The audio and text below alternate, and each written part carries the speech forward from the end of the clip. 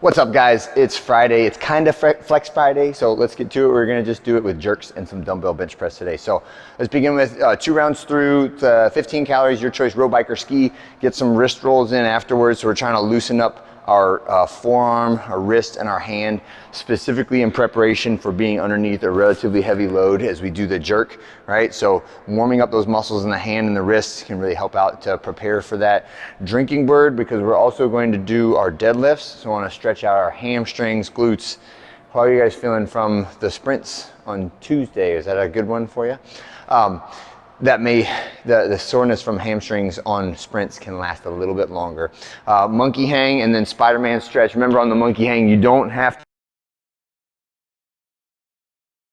feel like 20 pounds of weight on my feet right now. So that means my hands are holding the other 170 something, right?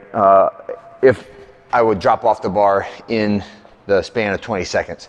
Spider-Man stretch is our basic version. So long back leg, shoelaces on the ground, trying to reach that front elbow to the ground, and then planting both hands and trying to stretch your legs out, and then repeating those positions, okay? That is our Spider-Man stretch. When you finish with that, we're doing our deadlift warm-ups. Today is very basic. It's just 5 sets of 5, right? Working in that 85% range. The best possible result for this workout would be if you could get 85% for all 5 sets. That's very challenging if you've ever tried it before, because usually we would just do like one hard set at 85%. So the more hard sets you do at 85% or in that 5 rep max vicinity, the better your results will be if you can recover from it, okay? So the way that you work your way into that is not by saying, okay, today, instead of starting at 65% and going up to 85%, I'm going to start at 85% and just try to stay there the whole time. That's a recipe for feeling sore or hurting your back or doing other things because you overloaded your total volume of those heavy reps, right? 25 reps at 85% is usually above the threshold for what we want to get for that percentage range. It usually should be a little bit lower than that, but maybe 3 sets of 5 at 85% would be a good place to start. So think about that as you go through.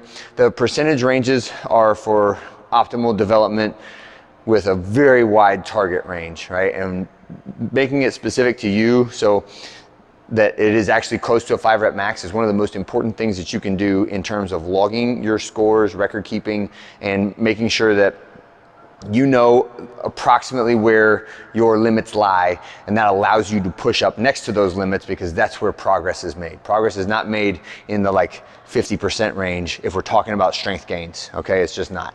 That's fine for conditioning, that's fine for muscle endurance, but in terms of improving your body's strength, you have to be above that 80% threshold on a routine basis on all of the major lifts that you want to improve, okay? So deadlift today, we're gonna hit from the floor to the hips, right?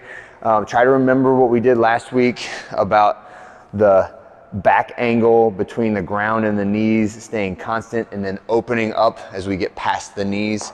All right, hopefully that change sticks. Right, when you're done with our deadlifts, we can take the bar up to the rack, get out some bands. The single leg deadlift with a band variation. All right, I want to do is I'll step my inside leg inside the band, and then I'm getting a little bit of band tension on this so I can feel it pulling my knee out. So I've got to engage all the muscles in the inner thigh to keep my leg in that position and not like have it drag me over to the side or let my heel and my inner instep fly away from the ground, all right? So I've got to put extra effort into the groin muscles as I'm squeezing together, and hopefully that keeps my hips at a better angle as I go down and up. Give it a try, right? And you can use the band for a little bit of stability if you need to hold on to it, right, when you do those, okay? Put 5 reps on each leg after you do your deadlifts. When you finish with that, you probably get that band, take it off of there and go hang it off the rig somewhere, because you're gonna need it for our kind of Flex Friday workout, which is built around the jerk, right?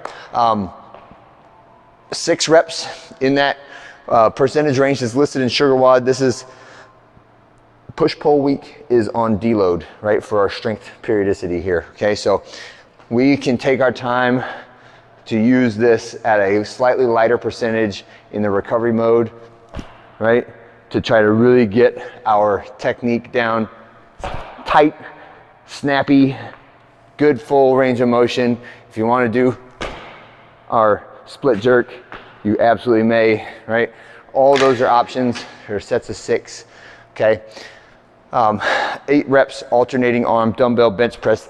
This week, we're gonna do non-working arm is gonna be straight, right? So start with the arm straight, then I'm gonna go down, clink, down, clink. Other arm doesn't move while I'm doing those, okay? That's our alternating arm dumbbell bench press. Then you're gonna do dumbbell pullovers, right? 10 reps, so maybe a little bit lighter than we did last time. Anywhere in that 20 to 50 pound range is usually pretty good for dumbbell pullovers, but do try to keep your butt tight and keep your belly tight when you do this so that nothing else moves. I don't want any other part of my body to move, just my arms relative to my torso, right? All the way over my head, and then shrug up, tight tummy as I get over the top of my head. Elbow can touch the ground. I can't. Some of these benches I can touch the ground with, but not on that one, okay? And that's okay. You should be able to stop that weight at the end range under power from your muscles, right? And not feel like it's gonna tear your shoulders out of socket when you get to that overhead position. So like if you get to right here and you feel like your shoulders are just gonna rip off, I want you to stop, go down in weight, and find a weight that's significantly lighter and let it stretch you into that good overhead position, and then build off that range of motion instead of trying to go heavy with a and get 80% of the range of motion on there. Next 2 are tricep extensions and band or dumbbell curls, all right? So I got my tricep extension right here, just pushing down. This is elbows tight to the body, extending or opening the elbow, and then working the opposite direction with a curl, right? So now we're closing or flexing the elbow, right? And any of those could be done with bands or dumbbells, your choice on that. Score your jerk load as the score for this workout. That's it for this Friday. I'll see you guys on Saturday.